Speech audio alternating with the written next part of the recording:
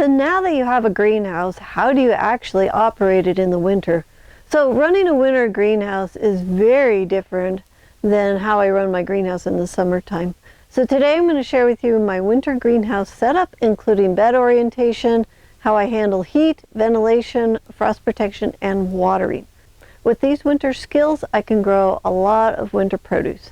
All right, first is bed orientation. So my preferred way to grow in a greenhouse is in raised beds, and I will grow in containers if I need to do that too. I love raised beds because the plant roots can spread out really far in the beds, and they hold the rich soil that the plants like, and they support my microbes and the earthworms that naturally feed the plants. So that's how we get strong, productive crops without chemicals. Now, I use containers if I have a space that won't fit a raised bed, or if I'm growing plants that I want to move outside in the summer and then bring them back into the winter. So I like to orientate my beds or my containers east and west. So standing here in the greenhouse, I am facing south, north is behind me, east is to this side, and west is to this side. So my long side of this bed is where the bed is running east-west. And so what happens is the sun is coming low in the winter, it's coming in this way. If I fold my covers back, I can get that sun. If I pull this back just a little further, halfway, I can get sun all the way to the back of the bed. And this is really easy for me to just come and fold my covers halfway. The sun can come in, and then at night I can just take the covers and fold them back. It's really nice to have the covers all stretched out and laid out, because if I take them all the way off, then sometimes they get a little wonky, and then it takes a lot of time to get them back on. With this orientation, I don't really have to deal as much with the covers. If my beds are turned the other direction, I get east side in, and then the covers on the west, and then I have to come halfway through the day and take the cover, move it from the west to the east, or I have to roll the cover completely off. So what I have found is this is just the easiest setup for my bed orientation with my covers. All right, so then the next question that comes up is, when do I need to put the covers on? So anytime it's predicted to go below 25 degrees Fahrenheit, I like to cover my cool weather plants, which is all I'll have in here this time of year when it's this cold. Cover my cool weather plants so that they don't get burnt on the tips. And so what I've come up with is a cover sandwich here. And the first layer is this wire. So this is just a cement mesh. And you cut it, for this bed, I cut it 72 inches long, and then it just arches up. And it's got the little feet here that stick down in the soil. And that's how I support my covers. And the next layer here is a layer of plastic. Now, if I have a day where it's cold, like the green is cold in the greenhouse, and I want to collect a little more heat, I can use this layer of plastic as like the greenhouse effect, like your car in a parking lot. You know, the sun comes in and warms the inside of the car even though it's cold outside. Same thing here, greenhouse effect. And then at night, so I'll come out and cover, you know, a little bit before sundown.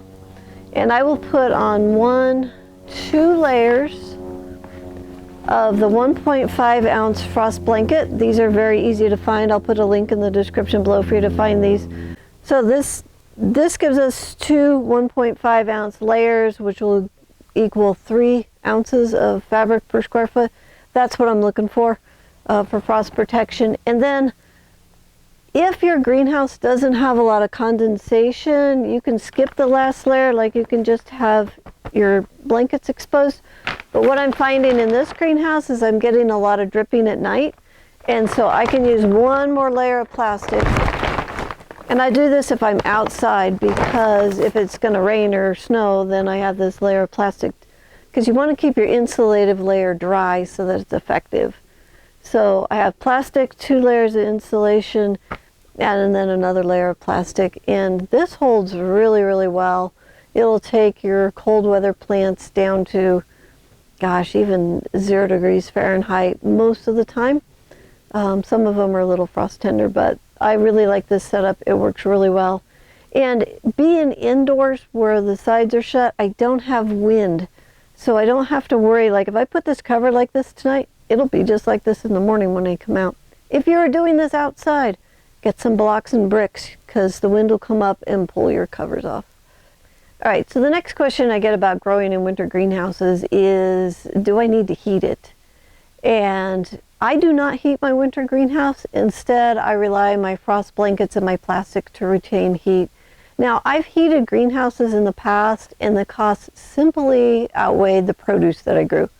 So there's this one winter I tried to grow tomatoes, and the condensation from the roof dripped onto the tomatoes, and it was very cold, and it caused black spots in the tops of the tomatoes.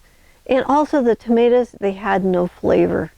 And then the plants stopped blooming during the darkest days of winter. So it was really a waste of both money and time. So then to top it all off, there was one night that the heaters didn't come on and all the plants froze. All 360 tomato plants with fruit hanging on them. So completely gone. Now, instead of growing tomatoes in the wintertime, I just grow extra tomatoes in the summer and preserve them for winter. So I make marinara, barbecue sauce, tomato sauce, sun-dried cherry tomatoes. And this gives me everything I need without forcing warm weather plants to grow in the winter. So by growing only cool season crops, there's no need for heat. So a layer of plastic and a frost blanket is enough in most locations.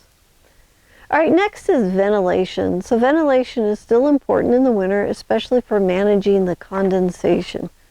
So winter greenhouses collect a lot of moisture and the condensation regularly drips from the roof. It's almost like a gentle self-watering system. So around December 1st, I seal up the roll-up sides for the winter and they stay sealed up until about February 15th. Now from December 1st to February 15th, I only vent the greenhouse using the door. And after that, later in February, I unseal the east roll-up side to use as additional ventilation when needed in the late winter. Now, cool season plants, they don't like excessive heat, so I try to keep the greenhouse below 85 degrees Fahrenheit during the day to avoid stressing the plants. Now, on sunny days, opening the door for a few hours has provided enough cooling and air exchange. On cloudy days, I don't open any vents at all. I just uncover the frost blankets but leave the plastic layer on the plants to help collect and retain heat. All right, next is watering. So my first year in a winter greenhouse, I killed most of the plants by overwatering. I treated the winter plants just like the summer plants, and I kept them constantly wet, and most of them rotted off and died. I was really devastated. Now I follow a very different winter watering plan, starting around November 1st and continuing through the end of February. So during this time, I will check the soil about a ½ inch down. If it is still moist, I skip watering.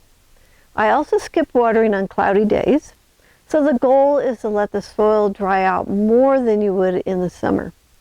So when I do water, I water deeply and thoroughly, then let the soil dry again before watering the next time.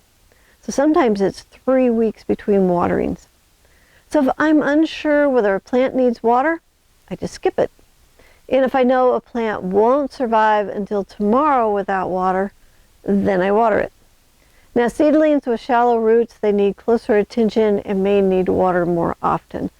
So as you get used to your winter greenhouse, you'll start to instinctively know when it's time to water.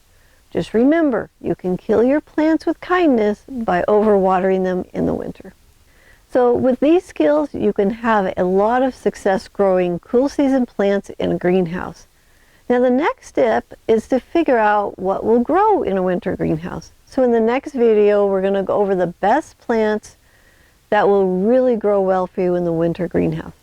And if you'd like to learn more about greenhouses, operating them and growing in them, building them, you can join our high performance greenhouse eCourse. I've included it in the link below with a coupon code so you can get that course if you want.